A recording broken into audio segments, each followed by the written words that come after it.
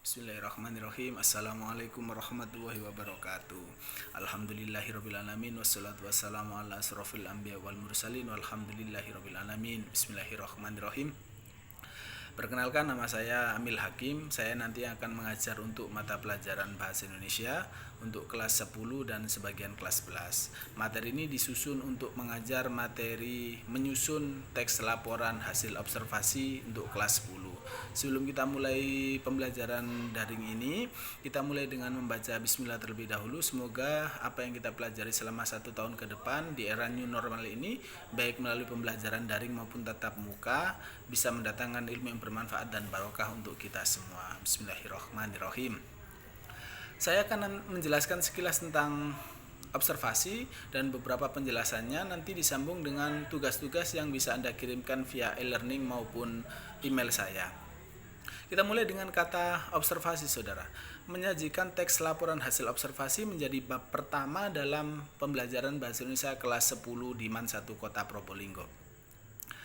Observasi dalam Kamus Besar Bahasa Indonesia karya W.C.S. Purwodarminto diartikan sebagai sebuah peninjauan secara cermat. Jadi kata observasi berdasarkan Kamus Besar Bahasa Indonesia itu diartikan sebagai sebuah bentuk peninjauan secara cermat. Meninjau apa? Apa saja yang bisa ditinjau? Atau dalam bahasa sederhana, kata observasi bisa kita artikan sebagai sebuah pengamatan. Anda pergi ke Malang, ke BNS, ke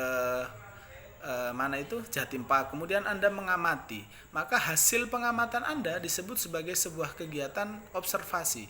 Jadi observasi adalah sebuah kegiatan pengamatan. Anda ke BJBR, kemudian Anda amati BJBR itu, kemudian Anda ceritakan, Anda sampaikan hasil pengamatan Anda, maka hasil pengamatan Anda disebut dengan observasi. Dalam bentuk tulisan, maka bentuk tulisan Anda disebut dengan laporan hasil observasi. Dalam sebuah kegiatan observasi ada beberapa hal yang perlu Anda cantumkan. Observasi itu pengamatan, maka ketika orang membaca laporan hasil pengamatan Anda, mereka akan menjadi paham tentang apa yang Anda amati.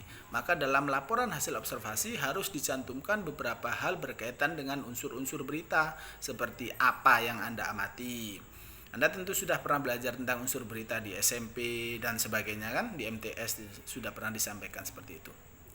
Dalam sebuah unsur berita yang juga menjadi unsur observasi adalah apa yang Anda amati, siapa yang Anda amati, kapan Anda mengamatinya, di mana tempat Anda mengamatinya, bagaimana proses pengamatan Anda. Atau mungkin bisa ditambahkan dengan beberapa kata tanya yang lain, misal berapa harga hal yang Anda amati tersebut. Jadi sekilas tentang observasi adalah sebuah bentuk pengamatan yang kemudian Anda sajikan, yang jika orang membaca itu maka dia akan menjadi paham. Itu materi pertama tentang teks laporan hasil observasi, yakni tentang definisi dari observasi itu sendiri. Yang kedua, jika Anda melakukan sebuah observasi, maka Anda akan menuliskan laporan hasil observasi Anda ke dalam sebuah bentuk tulisan. Nah, laporan itu kan ditulis. Laporan hasil observasi yang Anda tuliskan akan Anda tulis dalam bentuk kata yang Anda rangkai menjadi kalimat. Kalimat-kalimat itu akan Anda rangkai menjadi paragraf, yang jika paragraf-paragraf itu digabung maka akan menjadi sebuah wacana atau bacaan laporan hasil observasi itu sendiri. Apa yang kita pelajari? Yang kita pelajari sekarang adalah paragrafnya. Anda sudah sangat sering mendengar kata paragraf. Guru-guru bahasa Indonesia Anda sebelum saya pasti sudah pernah mengajarkan tentang paragraf. Nah, di sini saya akan mengajarkan sekilas tentang paragraf. Mohon maaf, saya tidak menggunakan teks apapun, saya tidak hafalan. Saya hanya mengajarkan Anda untuk banyak membaca, biar apa yang Anda kuasai nanti lebih dalam. Satu guru saya saja tidak cukup, banyak-banyaklah membaca. Saya hanya mengajarkan Anda berdasarkan apa yang pernah saya baca. Saya mengajar dari semua buku yang pernah saya baca, dan akan saya sebutkan semua sumber bukunya. Kita belajar pelajaran kedua tentang paragraf. Paragraf itu berdasarkan buku komposisi karyanya Profesor Goris Keraf diartikan sebagai sebuah gabungan dari kalimat yang memiliki satu ide pokok dan beberapa ide penjelas. Sekali lagi, paragraf berdasarkan buku komposisi karangannya Profesor Goris Keraf, atau bisa juga Anda temukan di Tata Bahasa Baku Bahasa Indonesianya W.C.S. Purwodarminto, diartikan sebagai sebuah gabungan dari beberapa kalimat. Berapa? Satu boleh tidak? Dua minimal. Yang satu terdiri dari ide pokok, yang satu terdiri dari ide penjelas atau gagasan penjelas. Jadi paragraf terakhir saya sampaikan adalah gabungan dari beberapa kalimat yang memiliki satu ide pokok dan beberapa ide penjelas. Misal saya menyampaikan tentang Indonesia. Indonesia adalah sebuah negara kepulauan. Nah, itu ide pokoknya. Saya jelaskan di Indonesia terdapat banyak pulau dan seterusnya. Pulau-pulau yang ada di Indonesia memiliki berbagai macam. Nah, itu nanti penjelasannya. Jadi paragraf adalah gabungan dari beberapa kalimat yang memiliki satu ide pokok dan beberapa ide penjelas. Anda menulis laporan hasil observasi. Apa itu observasi? Observasi adalah peninjauan secara cermat, atau dalam bahasa sederhana observasi adalah pengamatan. Untuk menulis laporan hasil observasi, Anda membutuhkan tulisan. Tulisan Anda akan disusun dalam bentuk paragraf. Paragraf adalah gabungan dari beberapa kalimat yang memiliki satu ide pokok dan beberapa ide penjelas. Begitu ya. Sebuah kelas punya satu guru dan memiliki banyak murid. Nah, satu guru ini adalah ide pokok. Kelas tidak bisa berjalan tanpa guru ini. Tapi kelas bisa berjalan meskipun muridnya yang awalnya 10 berkurang 1. Ide penjelas itu tidak wajib ada, tapi dia wajib muncul untuk menjelaskan ide pokoknya. Itu sekilas tentang paragraf. Paragraf bisa kita bedakan menjadi 3 berdasarkan letak ide pokoknya. Ada paragraf deduktif yang letak ide pokoknya ada di awal, ada paragraf induktif yang letak ide pokoknya ada di akhir, dan ada paragraf campuran yang letak ide pokoknya ada di awal dan akhir. Anda bisa membaca ini di banyak literasi. Yang saya gunakan untuk mengajar Anda sekarang adalah Tata Bahasa Baku Bahasa Indonesia dan komposisi karangannya Goris Keraf. Anda bisa juga menemukan materi yang sedang saya sampaikan ini di Cermat Berbahasa Indonesia atau Bahasa Kaya Bahasa Berwibawa dan banyak buku yang lain. Materi yang pertama tentang observasi, yang kedua tentang paragraf. Nah, kenapa saya mengajarkan paragraf dan ide pokoknya? Laporan hasil observasi panjang, terdiri dari banyak paragraf. Nah, dari banyak paragraf itu setiap paragraf punya ide pokok.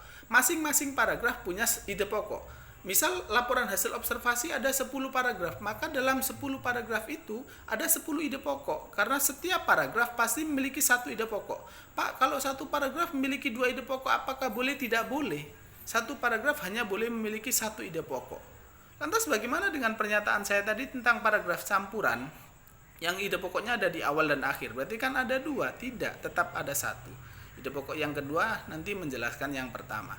Biar Anda tidak bingung, kurang lebihnya paragraf adalah gabungan dari beberapa kalimat yang memiliki satu ide pokok dan beberapa ide penjelas. Jika ide pokoknya ada di awal, maka disebut dengan paragraf deduktif. Jika ide pokoknya ada di akhir kalimat, disebut dengan paragraf induktif. Jika ide pokoknya ada di awal dan di akhir, maka disebut dengan paragraf campuran. Kenapa saya perlu mengajarkan itu?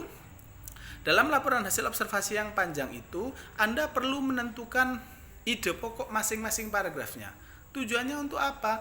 Agar Anda bisa membuat sebuah ringkasan tentang tentang teks laporan hasil observasi itu sendiri.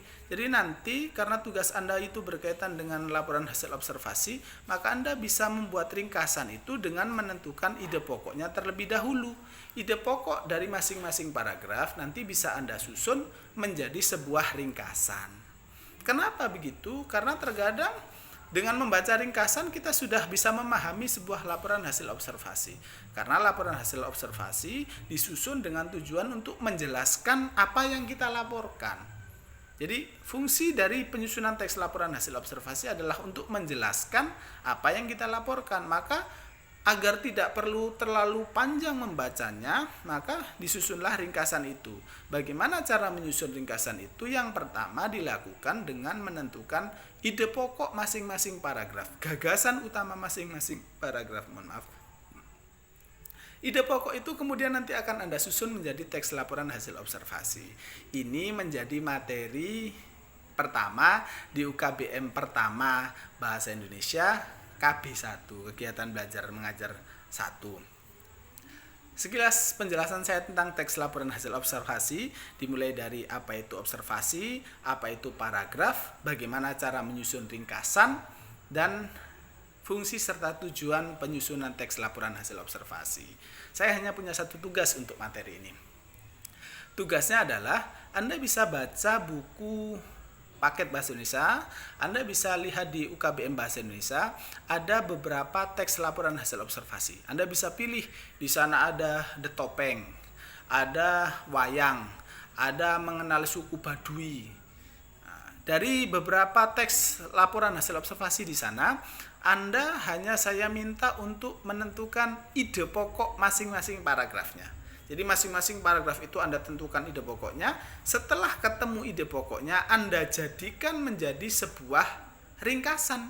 Nah, itu tugas pertama untuk bahasa Indonesia adalah menentukan ide pokok masing-masing paragraf. Kemudian nanti Anda kalau sudah ketemu, jadi paragraf 1 ide pokoknya apa, kemudian paragraf 2 ide pokoknya apa, paragraf 3 ide pokoknya apa, dan seterusnya. Setelah itu masing-masing ide pokok tadi Anda jadikan menjadi sebuah ringkasan.